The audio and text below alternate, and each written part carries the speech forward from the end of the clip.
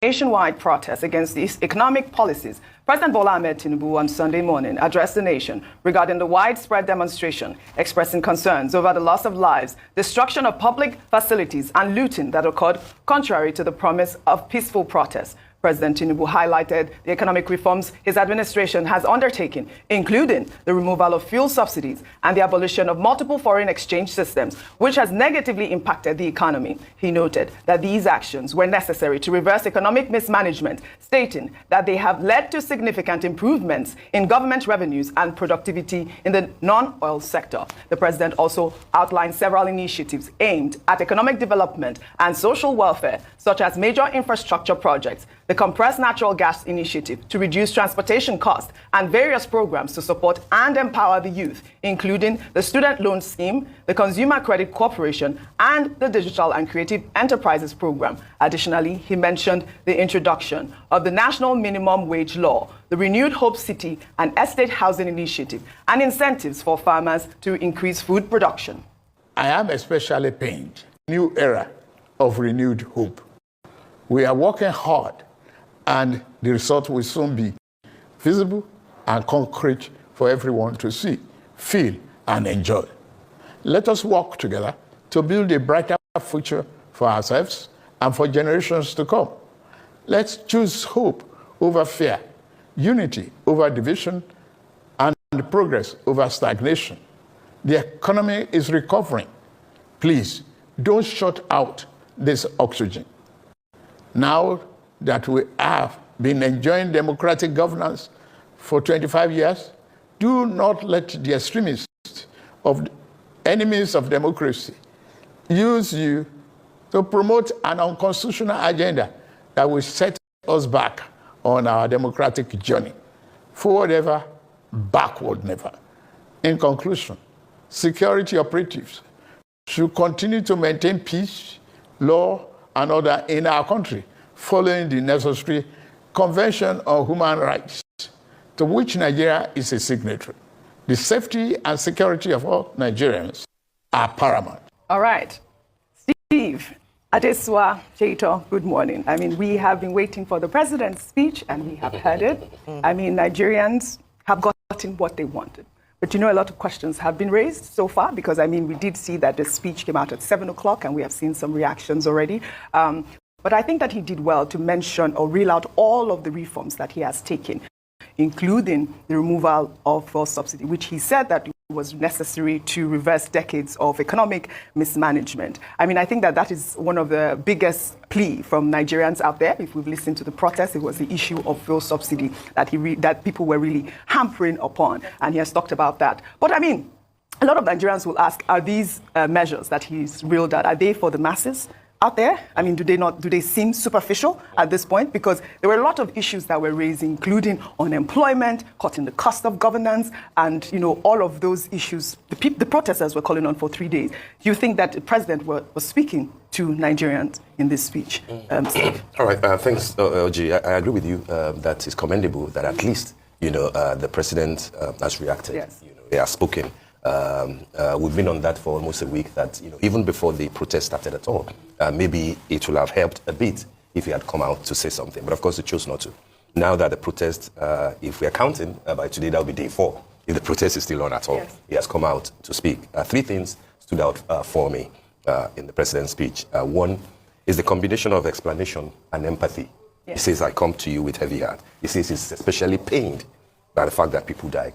And then there's justification. Justification for many of the reforms, many of the things that he's doing. He's basically saying these are the reasons why we have to go this route. You know, this is the reason why I'm insisting that this is the best way that we can take Nigeria.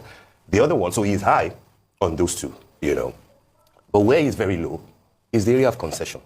I looked at the entire speech, listened to him in total, reread, and what I missed is the area of concession. The president has not conceded in any way whatsoever to the specific demands that people are making. Don't get it, you know, wrong. People are not saying that in 14 months and 2 days that he hasn't done anything. You know, there are areas that people will say, okay, because of the reforms, these are the things that you have done. People are collecting student loans. You know, I mean, there is activity. But the activities, do they match the pain that people are going through as a result of the reform. So I was hoping that the president will seize the opportunity to at least make one or two concessions, particularly in the area of the cost of governance. He didn't mention one thing relating to that, even if it has to do with personal sacrifice, the same way that President Ruto did in Kenya. He expects the Nigerian people to sacrifice, but it seems as the president and within his government, there is no sacrifice. And his team. You have to lead by example. If you're saying it's painful, then you must. And you know why it's a bit surprising? Is because I thought that the president was looking for an opportunity to what he may not be able to do politically, that he will use this opportunity to say that, yes, I agree with you that the cabinet is too large, for example, and that we do not need 48 ministers. What the Constitution says is 36. If you add Abuja, you don't need more than 37 or 38. And that you use that opportunity to weed out about 10 or a dozen of the ministers who, by the way, are perceived not to be doing too well. He missed that opportunity. He also missed the opportunity to mention key things that can touch people's lives, particularly in the area of agriculture. Yes. I did not hear a word about rice. I did not hear anything about this is the specific. He was specific, though, about housing. Housing. He did mention so he mentioned the tractors from America. So he mentioned the tractors, and he did say that they were coming. And I think that that's very positive. But as we also have said many times, that agriculture is a multifaceted issue here. Our food security has to do with not just the technology and the inputs, but also insecurity in those regions. And so if he's mentioning one half and not talking about the other, then we're not going to have actual progress. And it goes to what you're saying. Do people feel your reforms? Exactly. It's good that we have MSME centers. It's good that we have a credit scheme. It's good that we have student loans. But the primary reason people came out is because they said we are hungry. And you did not address that. We are struggling to cope. We are struggling to cope, and that was truly not addressed. Definitely, just to touch on it before you go, I agree with all three of you 100%. And like you said, it would have been a really perfect opportunity for the president to come out and actually touch on the key issues. Another thing that, he's done it now, better late than never. But I wish he gave this speech way before the protest even kicked off, because the truth is, people have actually died. Properties have been destroyed. We saw, the Minister of Information and Technology, Bosun, come out and talk about how much was stolen, from the NCC. So the damage has already been done. This might douse it a bit, but I really do hope that it's not just, I think it will, because the Nigerian people wanted to hear from them. This is day 4. It's meant to be a 10-day protest.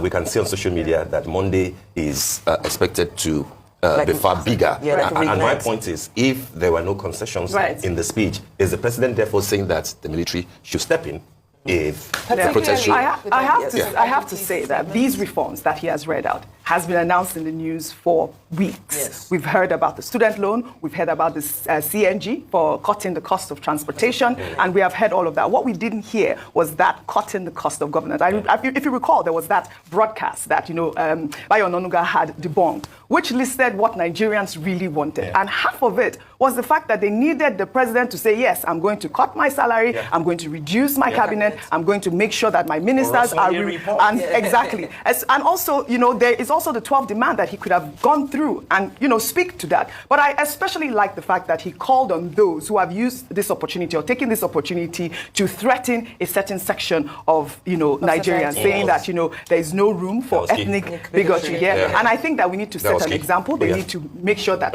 these people are arrested and called out. The president did well in making sure that he highlighted that. I think that is